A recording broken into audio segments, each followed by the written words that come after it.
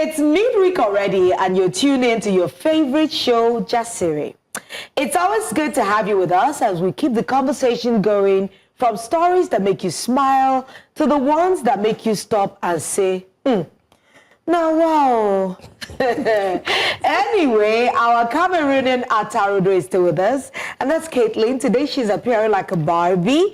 So how are you enjoying, being a co-host to being like a guest on the show? We die here. You have told this girl, though. We die here. We die here. I'm not going anywhere. Yes, you are here. I'm enjoying myself. Make it permanent. Tolu, we can't pay you. That's above my pay grade. It's way above my pay grade, but we can have some conversations. Yeah. I like it. I like the opportunity to see you in a different light. Yes. I've known you for many, many years now. It's funny, and it's very interesting how everybody that comes here, you start as a guest and then become part of the team. Yeah. There seems to be just an easy blend, easy fit. Why would you be happy? Because there's a French thing going on. No, Yes, it's what I like it when they say, when everyone is blend. confused, Katherine or Kathleen. Yeah, a friend of mine watched us yesterday. Which He was one like, is it? how have I not been watching you guys? I don't know. It was so interesting. Do you know, he called me early today to say, please, that's the thing that you always said. I wanted to watch us from beginning to end. If you're not watching us, I don't know what you're watching, really. No, but yesterday was... It was so good. It was a lot. It was a lot. Yeah, it was a lot. It was a heavy show. It was heavy. It was a lot. All right, ladies. Up first on our agenda, one story that's been stirring reactions online comes from Roni local government area of Jigawa state. Pictures from a youth empowerment program have now gone viral. And in those images, you can see items like wheelbarrows and jerrycans being handed out to residents as empowerment. The initiative, reportedly organized by the Roni local government area chairman and the APC leader, Dr Abba Ya'u, was presented as an empowerment drive for the youth of the state. Wait. And the internet, Lolo, I hear you, just wait. The internet isn't finding this one funny at all. And I think maybe the real question is this: when government officials say, in quotes, we are empowering our youth, end of quote, what exactly are they empowering them to do? Now, earlier this year, Senator Opeyemi Bamidele also empowered his constituents, reassuring them that they would continue to enjoy the basic dividends of democracy. Bamidele, representing Ekiti Central Senatorial District at the National Assembly, made the remarks that an empowerment program where over 5,000 constituents from the district benefited. Items distributed included minibuses, motorcycles, tricycles, freezers, ambulances, cylinders, gas cookers, cooking pots, generating sets, sewing machines, pepper grinding machines, cassava grinding machines, wheelchairs, hair dryers, makeup boxes, wheelbarrows, cutlasses, hoe tractors, lawnmowers, land tillers, and even educational material, among others. Now, Nigerian politicians have often empowered Nigerians across different levels with interesting items. We've seen motorcycle tires. Not the whole motorcycle, just the tires of the motorcycle. Yeah, we've seen tire. clay pots, and we've also seen burial materials. I want to help you to bury your people. Burial materials. And we just needed to include what we have seen because this is such an interesting conversation. But let's quickly take reactions to the recent one in Jigawa. What are the people saying? The only person that was empowered here is the welder that weld the trucks that is only if they paid him complete. Oh, God. This is a perfect example of how backward we are as a country. Instead of him to make potable water available to you, he used opportunity cost and buy cart to fetch the water. Oh, Jesus. Wow. That's why I said the lowest of the lowest common Nigerians are still too comfortable with the way things are in Nigeria, so we that are talking on Twitter are just making noise. She might have a point there. This is why I have a theory that the lack of widespread quality education in the North isn't a mistake. It's intentional. Poor education standards, low awareness levels, and illiteracy cum religion are a tool for control to deliberately keep the people unaware and impoverished. That's okay. Yes, we've taken this. Let's come back to the conversation because our guest is standing by. I'm going to start with Kathleen. Because as I entered the show, I said, she's going to love this story. Yeah. It's when our leaders say they're empowering with all these superficial mechanisms, and they call it poverty alleviation, if you ask me, historically, it's poverty redistribution. It is an entrenchment of the poverty that young people already are in. And it is their own mechanism to hold on to and to attract and to keep their strategy to use those voices whenever they can. It's simply the weaponization of poverty. Yeah. That's what it is. Because they know exactly what to do. They know how to actually empower. They know that manufacturing will create jobs. They know that putting more money in the educational sector will reduce brain drain. They know that if they ensure that our doctors who have left hospitals, who have left school, are paid well and are given better welfare, they will remain in the country. They know exactly what to do. But they would rather not do it because they look forward to the next election and they want to stay in power and they need those young voices. Somebody once said to me that, because I've marched on the streets for causes around Africa, and somebody once said to me that your youth is a period where you have the energy, you have the intellect, and you have the ideation process to be able to fight for more. So imagine using a young person at the peak of their life, to get what you want from them as opposed to give them what they need. It's pathetic. Lolo. The fact that we put our name and our face to something that is so backward and so demeaning and not in any way empowering. To the glory of God and the... Honestly, this is something that gives me a lot of hangover. Like, you will put your name to this and put adults behind wheelbarrows. That means you do not even care that your people have access to water. What truly would have empowered the people of this region would be to put portable water where it is accessible. But now you're telling me that you want all these old people to continue to drive carts to get water and sell because there is no water in their community. And I'm wondering that an elected official in 2025 is buying jerrycans and wheelbarrow as empowerment. Honestly, it is something that somebody should be taken to prison for. I don't think that is it that you do not know what the way forward is for your people in your locality. Are you telling me that you don't want them to do better? No, they don't want them to do better. No educational support? Even if you want to empower people, have you sat down to teach them new skills? These people you are giving wheelbarrow to. So there are no skills like the mechanic workshops, vulcanizers, tailors, hairdressers, barbers. Teacher I. Yes, please, Tolu. Let me move back. I don't want you people to chop me and give me J. Are we looking at it with the eye of one, urban people and educated people? If there is no potable water for now in that locality, should there not be a way for the people to get water?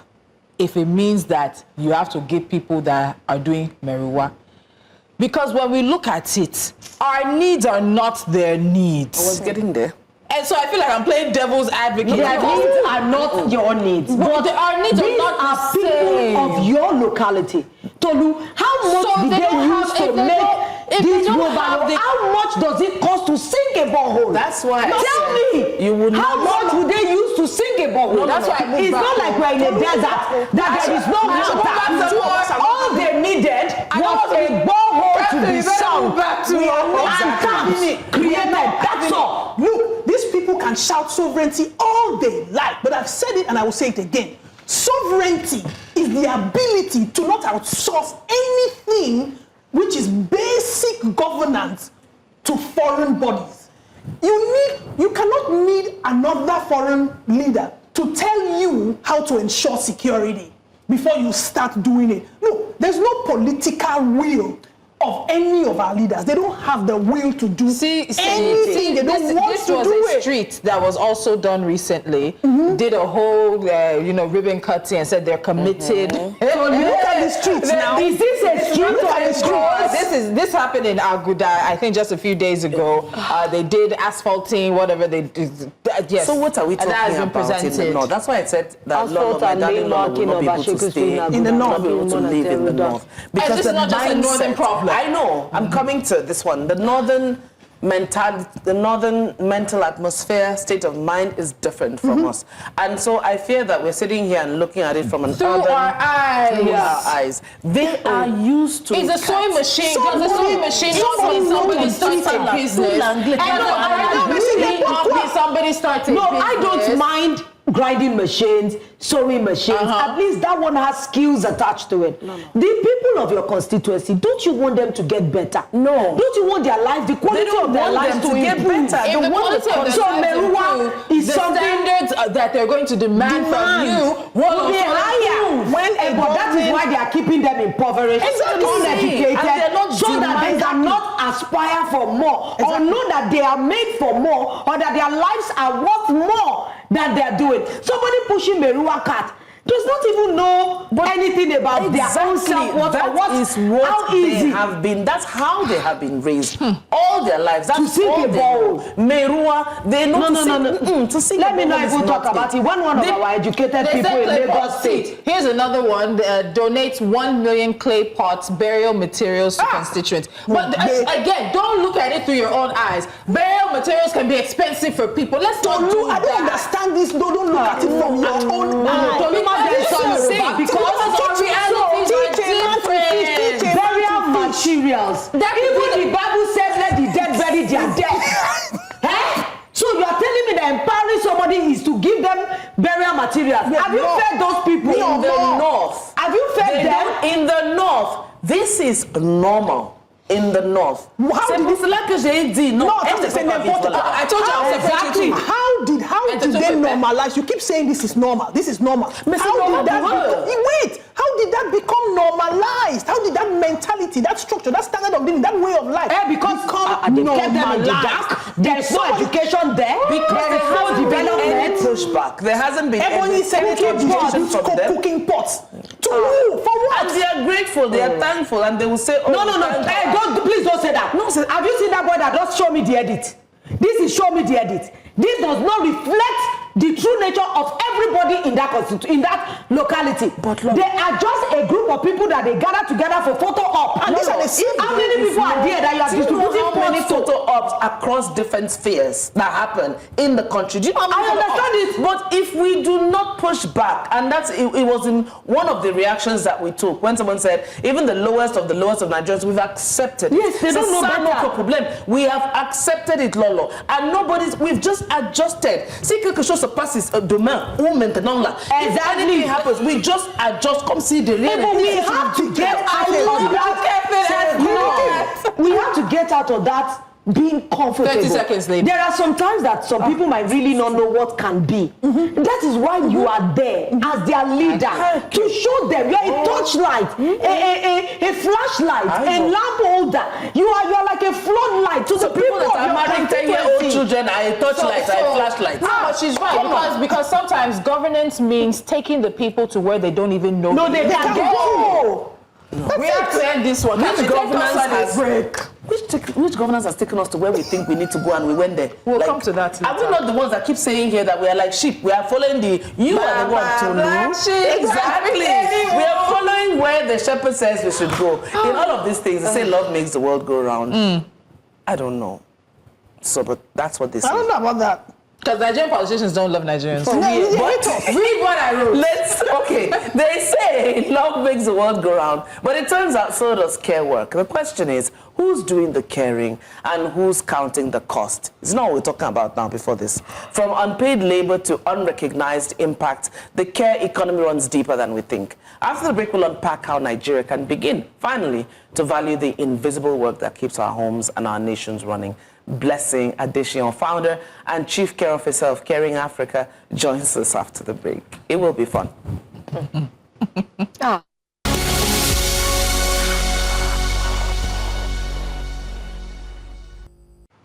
I hope that emotions have calmed, but I'm not sure this next conversation is going to do too much to dull that. But it's time to shine the spotlight on the kind of work that keeps homes running, communities alive, and economies functioning, yet remains invisible in most national statistics and undervalued in our cultural and policy frameworks. It's work that billions of people, mostly women, do every single day. Caring for children, supporting the elderly, looking after loved ones, and sustaining households. It's called care work. And while it may not always show up on a pay slip, it is the backbone of every society. Recently, the world marked the International Day of Care and Support, with the United Nations reminding us that caring isn't just a personal act of love, it's an economic necessity, and urged governments to recognize, reduce, value, and redistribute unpaid care work as part of national development. In Nigeria, the conversation is beginning to gain ground. Reports show that if unpaid care were measured as part of our economy, it would contribute billions of naira. In Lagos alone, estimates put the value of care work at over 24 billion naira. That's a massive contribution, largely unacknowledged, mostly unpaid, and overwhelmingly done by women. So, let's talk about what it would mean to finally recognize care work as essential labor, not just as love. How can valuing the care economy unlock opportunity, dignity, and growth for millions? To help us unpack this, we're joined by someone at the forefront of this conversation, a brilliant lady, Blessing Adesiyan, founder and chief care officer at Caring Africa, and a leading voice on transforming how we think about care work and the well-being on the continent. Blessing, welcome to Jasiri. Good morning. Good morning. You said brilliant, but you did not remember to say strong. Strong. Because Blessing will intimidate you in her stories. Mala said she'll watch Blessing exercising, and she's the one that'll be feeling the pain. I don't know how she does it, but you know, you are inspiring us. Millions across Africa. And you care about your body. Anyway, yeah, she's caring about her body and her family, so that's good. So Blessings, let's start right at the very foundation. When we talk about the care economy, what exactly does it mean? I know we've spoken about this on the table many times, but to some, it's always a new concept to them. Absolutely. I'm sure that it's a new phrase for so many people, yeah, like I would say a concept. How do we define care work? Both the ones that is paid and the one that is unpaid, especially in the Nigerian context, because here, definitions are not the same as across the world. We are learning that the hard way, that definitions and the context, we need to focus on what care means here in Nigeria, our own people, understanding that we have our own traditional, values that we also want to keep intact. But what is care work? Care or the care economy? So I love that we already broke it down, paid and unpaid. Yes. So the unpaid part is the one that you and I do every day. That is the cleaning, the cooking. We do it. We don't expect to get paid for it because we're caring for people that we love. But we also know that there are people that we hire into our homes to care for our children or to care for our aging parents. Those people actually do need to be paid. But we know that here in Nigeria, those people are underpaid. A lot of them are exploited, a lot of them are abused, a lot of them face violence. So there's a mixture of unpaid and paid care work within our own home. But if we had to monetize that, that is billions and billions of naira. Whether it is money that the underpaid care workers are losing when they coming into our homes, and also because that economy is not formalized, right? So if you think of teachers, that is a formalized economy, right? They pay their taxes, the government supports them, they support, the society, and it's a great arrangement. But when it comes to the care workers, it's not a formalized economy. So we are losing a lot of money, and we are also losing quality, right? Because those people are not able to do their best work because they feel like they're being exploited. So that is one portion of the care economy. Another portion of the care economy that is actually formalized to a certain degree is childcare. We have childcare centers all over Nigeria. Families do need childcare to go to work. But what we're saying is because it is semi-formalized, right? We still have cases where people will start childcare centers in their homes. It's not regulated. There are no real standards. And so one of the advocacy is that how do we properly formalize and standardize this sector of the economy, so that you and I can confidently take our children to a childcare center. It is not uncommon for childcare centers here in Nigeria to drug kids to sleep. Yeah. It is not uncommon for them to beat children. It is not uncommon for, for maltreatment. And one of the reasons why this exists is because we haven't exactly paid attention to this sector and take this formalization seriously. So those are some of the advocacy that we want to do. And then we now go into aging care. A lot of our elderly ones are living longer, even though in contrary, I hear that the life expectancy in Nigeria has dropped to 54 years old. But we know that when our elderly ones are, do need care, a lot of them are at the mercy of underpaid care workers, because we still have a migrant population and our youths are leaving the country. Many of them are not able to take care of their parents. Even when they don't leave the country, they will come from, from other places to Lagos, and they're not able to support their aging families. So we are saying, how do we come up with a concept that works for our aging adults so that they're able to live with dignity, age with dignity and respect? Which means, do we need elder care communities? Maybe not, nursing homes, but places where our elderly ones can go and actually feel alive and, and do work and be engaged. and be engaged. So these are the different ways to think about it. So when I think about the care economy, I start with child care because I think that is probably one of the most formalized arrangements we have in our cultural context. And then I go to aging care. How do we care for our elderly ones and make sure that they age with dignity and respect? And then I go to the care workforce. How do we professionalize and formalize this workforce so that you and I can benefit properly and those people can also, have access to dignified and respectable jobs? So when was the first time? I mean, when did you first recognize that unpaid care was a thing that needed to be addressed? And because the way you've categorized everything, and it makes so much sense. But when did you realize, that moment you realized it's a structural issue that needs attention? Absolutely. I think one of the aha moments for me was, going into the workplace. And, I spent my years, in corporate, 15 years. And, and there was a lot of conversation around, various infrastructures that families needed, that working population needed. So they would come up with different things, like, oh, let's start exercising, let's start, your 401k, auto insurance. They were giving us different things. And here I was, a 22-year-old. I had a 3-month-old, because literally my graduation picture had my 3-month-old next to me. So I walked into the workplace with a different lens. So when they were giving me, they spread everything out. They're like, oh, you get you get auto insurance, health insurance. They laid everything down, and everybody was excited, in the room, because we were college graduates, and they were all excited. And I was like, well, I need childcare to work. I mean, this is all fancy and great, but I need childcare. And they were looking at me like, what?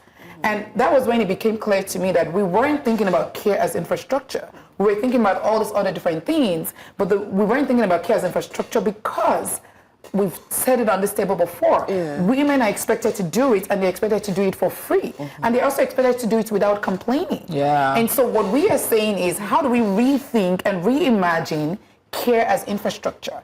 And so when we look at all these different sectors, if we can just sanitize, clean up, and formalize the sectors, then we can position care as infrastructure for families here in Nigeria to do their best work and live their best life. Blessing, it's really interesting the way you put it, and funnily, these needs keep growing. They don't diminish. The care for the elderly, care for children keeps growing in Nigeria and across the continent, and it will create jobs for a lot of people. I remember when I started in Europe, I started as a nanny. So a lot of people don't know this, but I used to be a nanny, and care work is taken very seriously there. So it's interesting. It'll be interesting to know what exactly we're doing here to ensure that we not only standardize that, but we make the structure useful for those who want to be a part of it. The UN and other organizations have urged governments to recognize, to reduce, to redistribute unpaid care work. So what does this look like in reality? Absolutely. Absolutely. I think one of the ways we can tackle this is, one, realizing, like you said, that this is an economy. Because a lot of time when we come from a sentimental, and that was the approach before. You know, people would say, please now, let's take care of these children, they are the future, you know, let's support these our care workers, let's just show them that we care about them. That is no longer our stance. Because our stance is that there is an economic model that actually brings return for the government and for our people. Meaning that when we look at agricultural economy or the fintech sector and all of these different things, it took conscientious effort to say this is an economy, let's pour our resources on it, and the economy is reaping the rewards. So it's the same thing with the care economy. In 2019, Oxfam basically quantified the care economy as $11 trillion globally. Now we are at about $18 trillion globally. So we know that there's money there. And this money is right now on the ground. Right, the child care centers are charging, care workers are collecting money, however small, but if we can put the structure in place. So what does that look like? It looks like a minimum standard of care. So right now we have no standards. Anybody can just show up in your house. Anybody can just say they have a child care center or an aging care center. Yeah. If we can just formalize that process where there are standards. The other thing that we are calling on are state care policies. A state care policy that leads to a national care policy. I personally would love to see a ministry of care. Nigeria is on track to be the third most populous country in the world behind India and China by 2040. We have zero care systems. How are we going to take care of these young children? How are we going to take care of this aging population? So we actually do need a ministry that focuses on the health, well-being, and care of our children, of our aging parents, persons with disabilities, so that we don't miss anyone. We give everybody a fighting chance to live and work in this country. And that is what the care economy can do. So when we start with standardization, we start with regulations, and we start with a policy around care work, a policy around child care centers, around the care workers. All of these things need to be in a policy, and it needs to be state-led. You know, somebody was saying, Blessing, let's just go to Abuja. No. We need to, like you said, the cultural context. What is happening in the north is different from what is happening here. So everybody needs to come up with, how is it going to work for us? Is it that we need a community childcare center in every local government? So that our market women, our low-income workers can place their children in the childcare centers or in the care centers. Maybe have it mixed up. Childcare, elder care, and all of these different things. And that can also even be the training center for a lot of the care workers. So can we have those in local governments all over Lagos? Why not? And so then it leads to the piece of the care economy that we have not talked about, which is then we are able to attract investment into the country. Right? Imagine if we have childcare centers, maybe 300 childcare centers built in the next 5 years across the country, so that families feel confident to take their children and get behind their laptops and work. Many in Africa, unfortunately, the people look at caregivers as basically women. It's now that we're seeing a lot of education, that we're seeing some men, or maybe we're just taking a leaf from the book of the West. Even before, it was hard to see a male nurse. It wasn't like they were not existing, but they were far in between. And women, they face a lot of burnout. I have seen caregivers who are totally unraveled because what they are facing is too much work.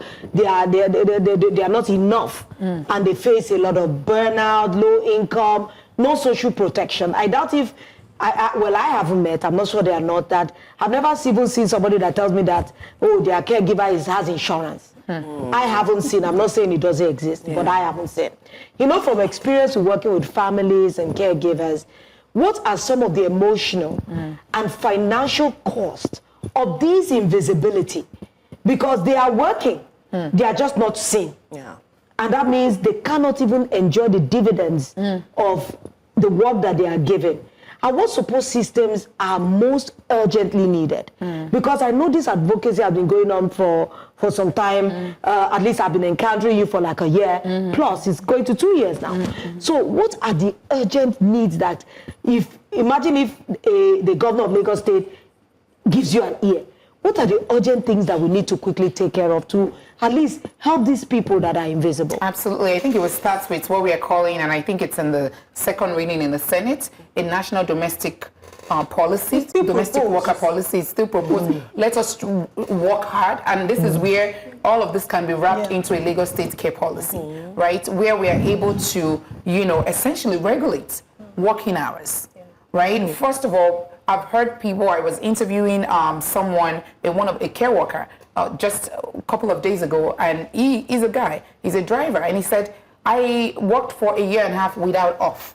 There was no off days because he was working for a celebrity. There was lots of traveling and and the celebrity everywhere. did not have off days. Yes, and there was no off days. And I said, okay, well, we'll take that. But then going into even the pay, right, and how little it is. And so we need to now talk about how do we make sure that our care workers are paid a living wage. And the reason that is so important is because these people are wraparound, right? So they are not like you and I that just show up from 9 to 5. They have to start before the 9. And I don't know if you guys saw my video, the care work starts before the economy starts.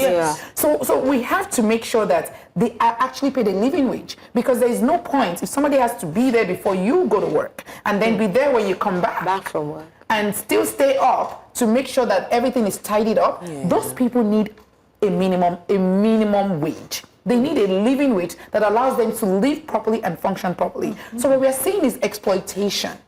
Exploitation of our care workers, because again, it's not regularized, it's not formalized. So how do we then make sure that in our policies, we actually start with regulating the working hours? We have a database. It's as if you are taking a leaf from the doctor's handbook that they handed to the government. We see how one of their members here yesterday. I'm talking about regulating working hours, even for doctors. Absolutely. Because across the world there are minimum working hours that people are. I saw a doctor collapse. I think even I'm not sure, but collapsed at work here in Nigeria because they had worked so long. Oh, that is awful. And we are seeing more and more of that. But then the consequences. You talked about the consequences. The consequences are turnovers. I was speaking to a lady yesterday and she said, oh, I have a newborn. I need to talk to you. I need a nanny. I've had like 12 nannies. And my baby is only 8 months old. They keep coming. And I said, imagine changing your mechanic 12 times. 12 times in 8 months. Oh, you don't need a car anymore. I mean, and this is what we are doing. We are okay with doing to our children. Is we are actually okay with just trifling with the safety and the well-being of our children, because we do not want to go through the proper channels to actually formalize and regulate things. And you talked about insurance and all these different social benefits that also needs to come for the care workers. We started a platform called Caring Blocks to match the demand and supply of care. And our biggest issue are actually families. They don't even want to sign contracts. Why is it that you don't want to sign contract with someone that is supposedly going to take care of you and your family so that you can go to work? But what is in the... So you're okay with signing a contract with, any small thing that is...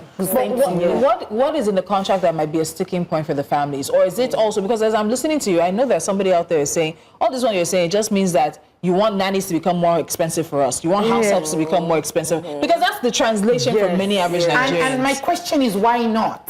This mechanic that we are paying and all these people we are paying through the nose, they will just tell us, it is this, and you go and pay. This is someone that is working from dawn to dusk. Okay.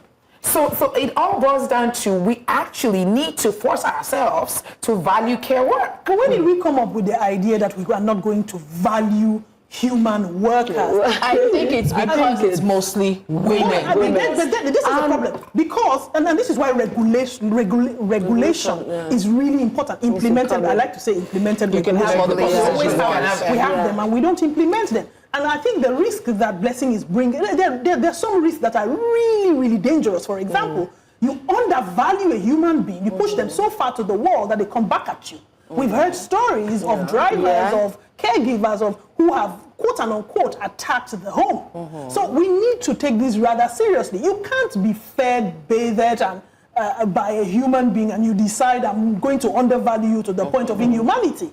Why does this continue to happen that you think that this person doesn't deserve 250,000? I want to ask historically, maybe it is how we started to get care. A lot of people started to get care from illegal means. Many people had caregivers that were underage. Trafficking. So how do you sign family members? Yeah, that was actually what we started. Family members who needed education, and under the guise of giving them education, which some of them never get. Yes. And that is why maybe signing a contract might become hard for them. Because they are used to doing things under the table, and that is it not, in a less formal way. So you can imagine somebody that is used to hiring house helps that are below minimum, below the 18. How do you want to sign a contract with such a person? Because now that you are forcing us to look at care as an economy, that means you want us to raise the standard of the kinds of people that we can get care from, employ. That means you can't be finding an underage person there. That means this kind of caregivers too need some kind of training. Absolutely. Okay, I'm even interested in consequences of ignoring all of this, because when you undervalue something as intricate as care work, the ripple effect is humongous, because it cuts across. It's not even economic. It's not even only social. It filters into economic, and it becomes a problem, because we're talking about how to make care economically worthy. All right, so let's talk about consequences for women, for families, and national productivity if we continue to treat care work as invisible work. And please speak to the fact that, again, I'll say it, I think it's because it's women that do it. Oh, absolutely. Mostly women that do it. Absolutely. And I think for me, when I think about the consequences, we are already living in the consequences. We can already see that we don't have enough women in the participating in the labor force, for example. Officially, yes. And formally, because a lot of the women are still expected to do the care work. And a lot of those women are ambitious, smart, and educated women. Yes. That is one thing that we haven't even quantified, because we are seeing more and more of our young girls getting education, getting all these degrees, but we are losing them. In fact, some of them, as soon as, I don't know if you all still saw the report, the McKinsey report, Women in the Workplace. And we see that the pipeline, even when I'll call it ladies are graduating and coming into the workplace, that pipeline already shrinks from the get-go. We already lose them, because some people, as soon as they graduate, come and go and marry this person, and immediately they are working, they are cleaning, they are cooking for the in-laws and everything. Beyond that, we are seeing that even when women start businesses, those businesses cannot scale.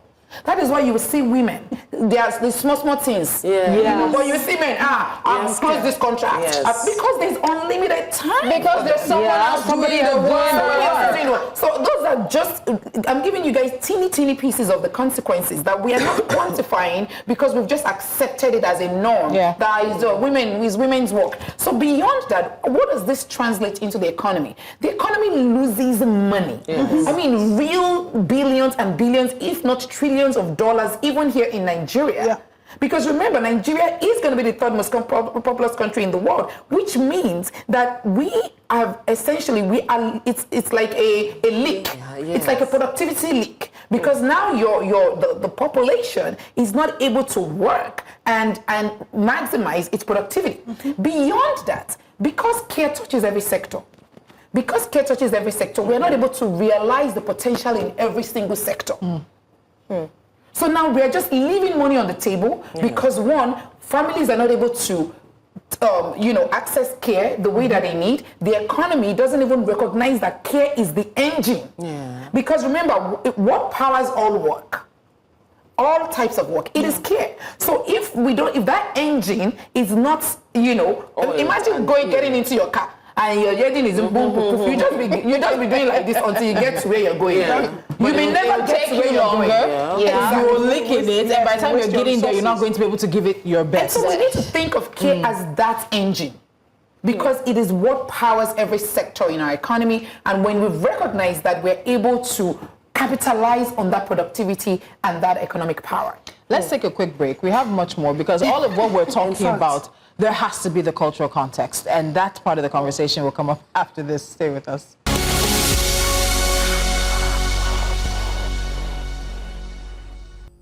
So before we get into the cultural context of this, let's just share the data once again, because I think it's really necessary for us to see where we are and what is coming ahead of us. As Blessing has said, Nigeria is projected to be the third most populous country in this world by 2040. But before that, the global care workforce comprises 249 million women and 132 million men. You can already see the discrepancy there. By 2030, the number of care recipients is projected to reach 2.3 billion, driven by an additional 100 million elderly people and an additional 100 million children aged 6 to 14. I'm so sorry I'm shouting, but that is a lot. It's a lot. And the care is expected to fall on women. Now, women perform 76.2% of the total amount of unpaid care work. That's 3.2 times more than men. It's not me that said it, though. It's the International Labour Organization that is telling you guys this thing. And we love empirical evidence. I love data because it gives context. So before you sit at home and think that this is a gendered conversation, those figures make the context of what we were talking about. And we can do all the fancy policies that we can sign. We can talk about all of these things. But what we are really talking about demands a cultural mind shift. We have to change how we see women and the expectations we have of them when it comes to raising kids and caring for family members. We have to change how we see domestic workers and a wide range of personal service workers. We have to rethink the care economy. And it's not just about recognition. It's about restructuring our systems so that care becomes shared, supported, and rewarded. So, Blessing, how do we do this in this country? Look, Nigeria needs to stand out for this continent. I keep saying, if Nigeria does not stand out in the different sectors that it must, this continent will fail. Where Nigeria goes. Where Nigeria goes, the continent follows. So how do we do this in a country with such strong cultural, traditional, and religious ideas of a woman's place? In fact, I think we should start with the religious ideas. I'm a pastor's daughter. Voila. PK here. Hey, it's wild. But you're also happy that we're PKs when there's no social media. Yes, thank you, Lord. So the problem that we have when it comes to care is that even when you look at religious texts, you know, I don't want to get I don't want to get preachy. But when you look at things like the Proverbs 31 woman, and you look at all this different positioning of the virtuous woman, you know, and again, you know, I always say that we need to remember that, you know, a lot of this text were written by men. Yes. And so that we don't get carried away when we're having these conversations. And I love that you position this as this is not a gender issue. This is actually a societal issue. It's a productivity issue. It's a well-being issue. The religious aspect of this is that we are seeing women as the main caretaker of the home. Any scripture, whether it's the Christian or Muslim brothers and sisters, women are the ones expected to care for the home.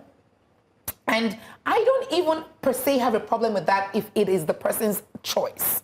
However, it still needs to be valued. And it still needs to be supported. And that is why you will see that the UN and the International Labour Organization ask for redistribution. It still needs to be redistributed because it has consequences on the health and the well-being of that person. Our women do live longer than men, but they live in pain. Because they start their caregiving, we just talked about, you know, young girls providing care work. They start the caregiving from very early stages. I remember my stepmother coming into into the living room with a dirty pot and pan. Is this how you're going to act when you go to your husband's house? And I categorically, my father was standing there and I said, has it ever occurred to you that my husband will come to my house? Because I don't understand why you think you're educating me to come and carry my things to somebody else's house, a stranger that I don't know, that I just happen to love. So I think that we need to start repositioning conversations in our cultural context to say women are not properties. Women are not properties that you get to go acquire and bring to your home to cook and clean for your family members and yourself. And take care of children that both of you brought into this world by yourself. That is not the role of the person you love. So I think we need to go back to those cultural conversations. And I think that our religious leaders have a stake in this conversation. Yes, and because homes are breaking up. I'm starting to see some pastors, some religious leaders standing up and telling the men in their congregation to pick up the pot and the pans in the house. Because quite frankly, we have homes and our women are we're getting smarter. Yeah. Have you spoken to young Gen Z girls? I'm telling you. They're not interested in marriage. They were saying that do you know what I saw recently on Twitter? That it is a flex. If the flex now is to not have a boyfriend.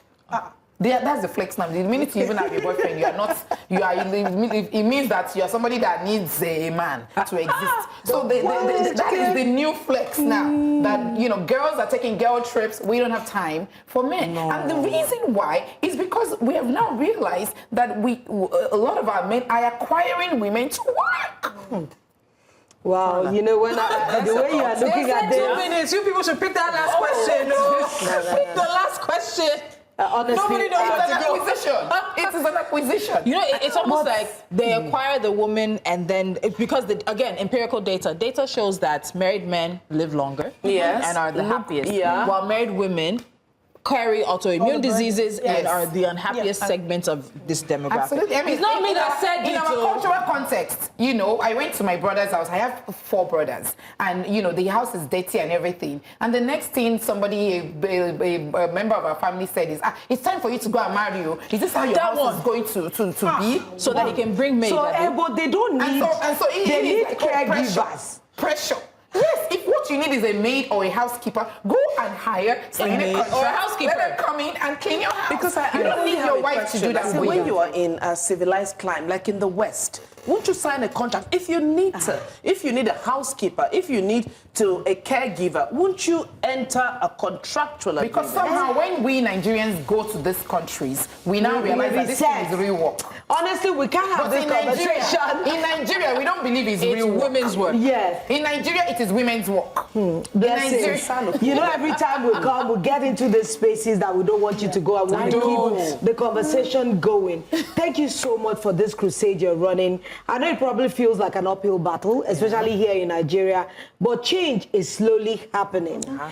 Today's conversation has reminded us that care work, whether it's raising children, tending to the sick, or supporting the elderly, isn't just a personal responsibility. It's the heartbeat of every community and the invisible foundation of our economy. Yet, for too long, that work has been unpaid, undervalued, and largely invisible.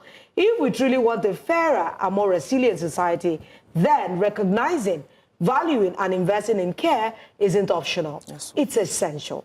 Because when we care for the caregivers, we strengthen families, workplaces, and the nation. So thank you, Blessings, but we'll see you again tomorrow. Yes.